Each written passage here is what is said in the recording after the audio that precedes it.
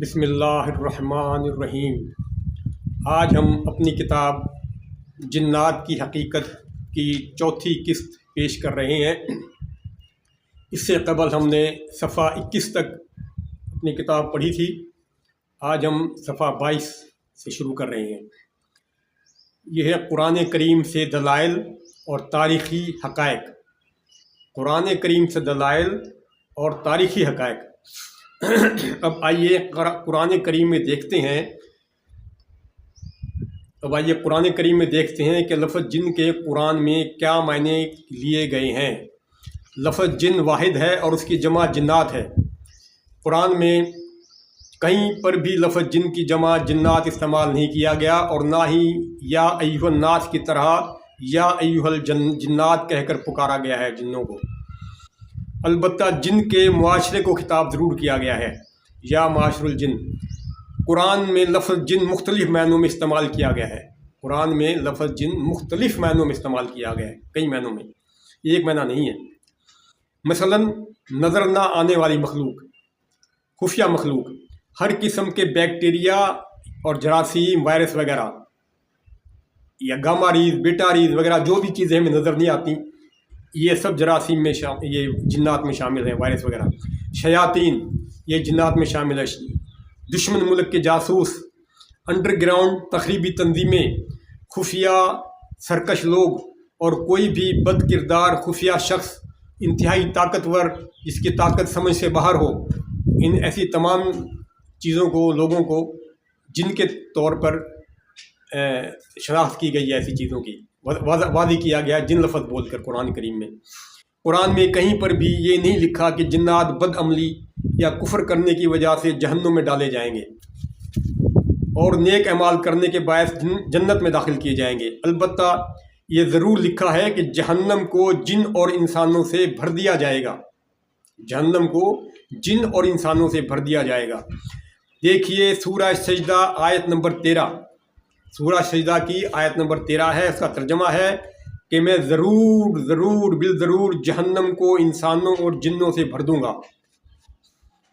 ظاہر ہے کہ انسانوں کو ان کے کفر و شرک کی وجہ سے جہنم میں ڈالا جائے گا، جہاں پر ان کی گندگی، بدبو، پیپ اور لہو ہوگا۔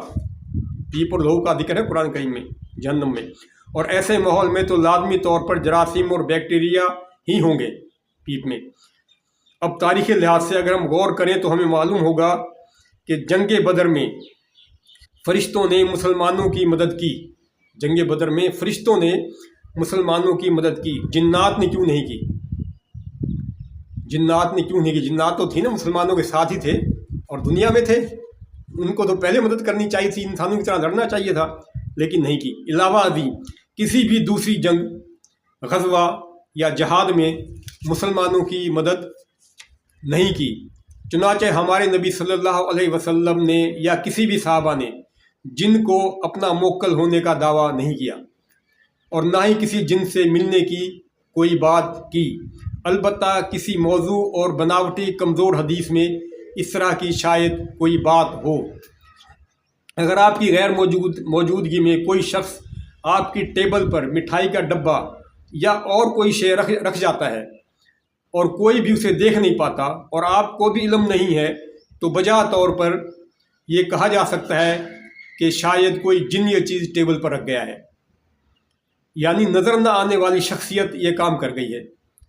چنانچہ نظر نہ آنے والی چیز اور سمجھ نہ آنے والی بات کو ہی جن اور جادو کہہ دیا جاتا ہے، اور یہ محاورہ بالکل درست ہے، صحیح ہے۔ اب دیکھتے ہیں کہ قرآن کریم میں لفظ جن کن معنوں میں اور کن حوالوں سے استعمال ہوا ہے۔ سورہ انعام آیت نمبر 100۔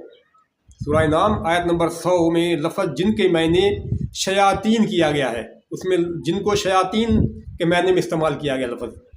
ترجمہ، اس کا ترجمہ ہے کہ اور لوگوں نے شیاطین کو اللہ تعالیٰ کا شریک قرار دے رکھا ہے۔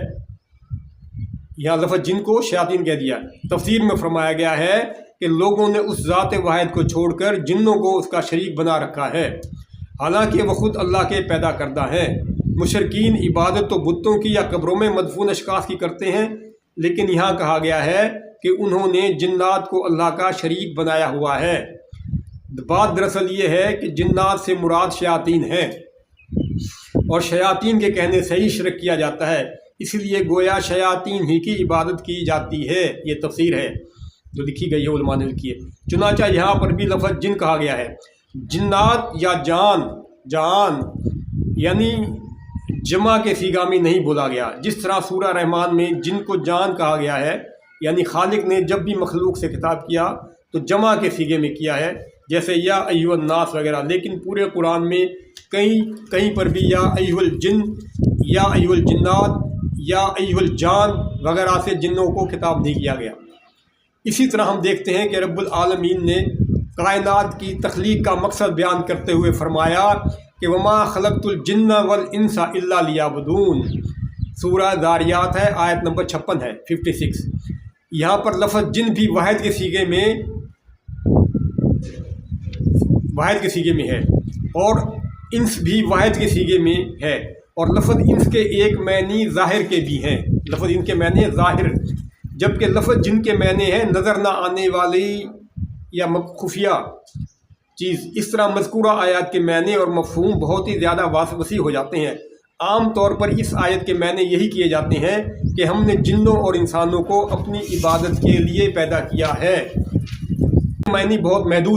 یہ معنی بہت محدود ہے۔ اب اگر اس آیت کے معنی اس طرح کیے جائیں کہ ہم نے نظر نہ آنے والی مخلوق اور نظر آنے والی مخلوق کو اپنی عبادت کے لیے پیدا کیا ہے، تو یہ مفہوم بہت زیادہ وسیع اور معنی خیز ہو جاتا ہے۔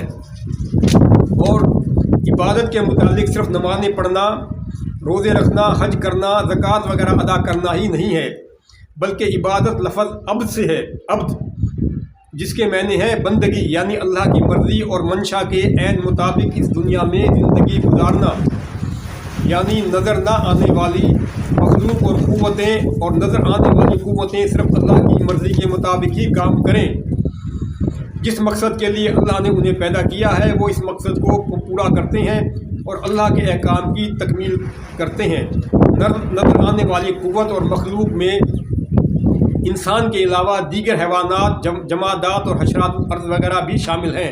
وہ سب اللہ کی مرضی کے مطابق ہی زندگی گزارتے ہیں اور اللہ کی بندگی یعنی عبادت کرتے ہیں۔ مثال کے طور پر ایک درخت کیسے اللہ کی عبادت میں مصروف ہے، آپ غور فرمائیں تو یہ بات واضح ہے کہ کوئی بھی پودا یا درخت اللہ کے حکم کے مطابق ہی بڑھتا اور پھل پھول اور خوشبو وغیرہ دیتا ہے۔ علاوہ ازیں درخت دنیا کی ضرورت کے مطابق کاربن ڈائی آکسائڈ اور آکسیجن بھی خارج کرتا ہے۔ چنانچہ اکثر دیہی علاقوں میں اب بھی پرانے لوگ، بڑے بوڑھے یہ کہتے ہیں کہ رات کے وقت درخت کے نیچے نہیں سونا چاہیے، کیونکہ رات کے وقت درخت کے نیچے سونے سے جنات کا اثر ہو جاتا ہے۔ اس سے صاف ظاہر ہے کہ رات کے وقت درخت کاربن ڈائی آکسائڈ خارج کرتا ہے، جس سے انسان بیمار ہو سکتا ہے اور بیماری کے جراثیم اثر انداز ہو جاتے ہیں، اور اسی کو لوگ جن کہہ دیتے ہیں۔ بعض گھرانوں میں بڑی بوڑھیاں بچوں کو جماہی آنے پر کہتی ہیں کہ منہ مت کھولو، جن پیٹ میں چلا جائے گا۔ ظاہر ہے منہ کھولنے سے جراثیم ہی پیٹ میں جاتے ہیں۔ ان باتوں کا علم قرون اولیٰ کے دور میں اور ہمارے اسلاف کے دور میں نہیں تھا۔ اسی طرح آج کی بے شمار سائنسی تحقیقات بھی پرانے دور میں نہیں تھی، لیکن ان کا احساس اس زمانے کے حکماء اور دانشوروں میں موجود تھا، اور اسی احساس کو انہوں نے ماورائی طاقت یا جن وغیرہ کے نام سے متعارف کروانا شروع کر دیا۔ اور اللہ کی ظاہری مخلوق میں صرف انسان ہی واحد مخلوق ہے جسے اللہ نے عمل کے لیے اختیار بھی دیا ہے اور اچھے برے کی سمجھ بھی عطا کی ہے، جبکہ اسے عمل کرنے کے لیے عادات بھی چھوڑ دیا ہے کہ جو چاہو عمل کرو۔ لیکن اگر برے عمل کرو گے، لوگوں کے لیے پریشانی اور تکلیف کا سبب بنو گے، زمین میں فتنہ اور فساد پھیلاؤ گے، تو اس کی تمہیں سزا بھگتنا پڑے گی اور جہنم میں ڈال دیے جاؤ گے۔ اگر اللہ کی مرضی کے مطابق عمل کرو گے، اس کی ظاہری اور باطنی عبادت کرو گے، تو اللہ تمہیں اجر عظیم عطا کرے گا اور اللہ کی رضا کے صلے میں تمہیں جوار رحمت و جنت الفردوس میں جگہ ملے گی،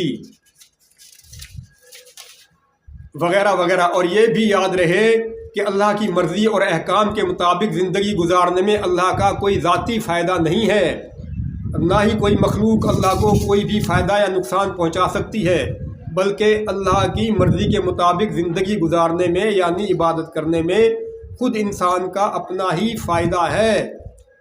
عبادت کرنے میں انسان کا ظاہری فائدہ بھی ہے اور باطنی روحانی فائدہ بھی ہے، اور جسمانی فائدہ بھی ہے، بیماریوں سے حفاظت بھی ہے اور دنیا کی خوشحالی اور ترقی بھی ہے۔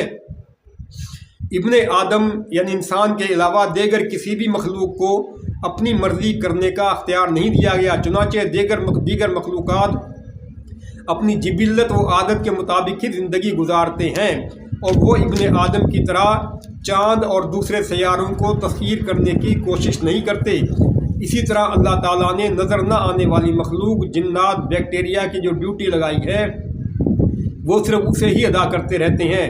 ان میں برے جراثیم اپنی ڈیوٹی کرتے ہیں اور اچھے جراثیم اپنی ڈیوٹی کرتے ہیں۔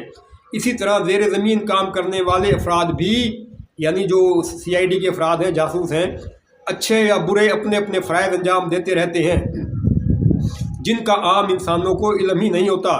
انہونی یا ناقابل یقین واقعہ دیکھ کر لوگ یہی کہتے ہیں اور سمجھتے ہیں کہ یہ تو کسی مافوق الفطرت مخلوق یا جن کا کارنامہ ہے۔ مثال کے طور پر حضرت عمر کے دور میں جب مسلمانوں نے ایران فتح کیا اور ایرانیوں سے جنگ کے دوران صحابہ نے اپنے گھوڑے دریا میں ڈال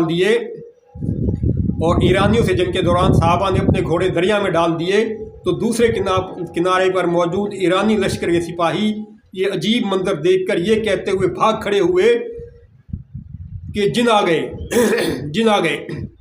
یہ انسان نہیں ہے تو جن ہے۔ علاوہ ازیں تاریخ میں بے شمار واقعات ایسے بھی ہیں کہ کسی ویران سنسان صحرا، پہاڑوں یا کسی کھنڈر وغیرہ میں زیر زمین لوگوں کی کارروائیوں کو دیکھ کر انہیں جنات کی کارروائی یا جنات ہی سمجھا گیا۔ بہت سے ایسے واقعات ملتے ہیں تاریخ میں، لیکن کسی بہادر اور نڈر انسان نے ان کو بے نقاب کیا تو اصل حقیقت سامنے آئی۔ تاریخ اسلام میں اور دنیا کی تاریخ میں بھی کتنے ہی ایسے واقعات ہیں کہ مختلف فتنہ پرور تنظیموں اور گروہوں نے مافوق الفطرت اور ماورائی قسم کا ماحول اور حالات پیدا کر کے لوگوں کو جنات وغیرہ کا تاثر دیا اور اپنے مذموم مقاصد پورے کیے۔ چنانچہ دین میں بھی فتنے پیدا کیے اور زمین میں بھی فساد برپا کیا گیا۔ دنیا کے اکثر مقامات پر اور کئی ملکوں میں آج بھی کتنی ہی خفیہ تحریکیں اور NGOs کام کرتی ہیں اور دنیا کا اور ملکوں کا نقشہ اور حالات بدل دیتے ہیں۔ یہ NGOs بھی جنات میں ہی شامل ہیں، سمجھو۔ اسی طرح کی کارروائیاں کرنے والوں کو بھی قرآن میں جن کہا گیا ہے۔ واللہ عالم بالصواب۔ یہاں پر ہم اپنا تیسرا متن ختم کرتے ہیں۔ آج ہم نے 27ویں صفحے تک، آدھے صفحے تک کتاب پڑھی ہے۔ اب آئندہ ہم انشاءاللہ اپنا 5ویں قسط آپ کے سامنے پیش کریں گے۔ اجازت چاہوں گا۔ اللہ حافظ۔